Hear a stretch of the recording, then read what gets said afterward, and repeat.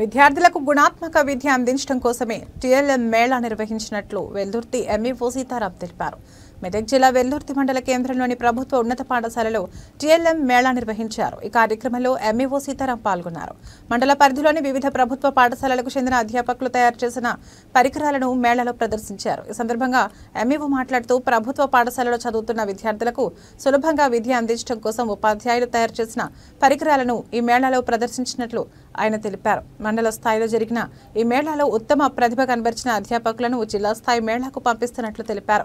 ప్రభుత్వ పాఠశాలల బలోపేతంలో భాగంగా గుణాత్మక విద్య అందించడం కోసం తెలంగాణ ప్రభుత్వం కృషి చేస్తుందని వారు పేర్కొన్నారు. కామన్ సెన్స్ అనే పదాన్ని వెంటనే కామన్ సెన్స్ అనే పదాన్ని వెంటనే నశించాలి. ప్రజా సమస్యల పరిష్కారం చేయలేదు తహసీల్దార్ యొక్క నిర్లక్ష్యం. నశించాలి. ప్రజా సమస్యలు పరిష్కారం చేయని తహసీల్దార్ యొక్క నిర్లక్ష్యం.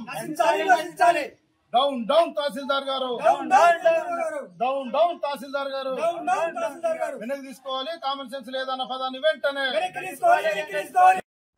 వెల్దుర్తి తహసీల్దార్ గారి ఆఫీసులోకి ప్రజా సమస్యల కోసము గతంలో మేము ఇచ్చిన రిప్రజెంటేషన్లకు అట్లాగే ఆర్టీఏకు సంబంధించిన ఫామ్ కోసము మేము ఈరోజు అడగడానికి వస్తుంటే మీరు ఎప్పుడో ఇచ్చిన రిప్రజెంటేషన్ల కోసం మేము చేయలేని పరిస్థితి.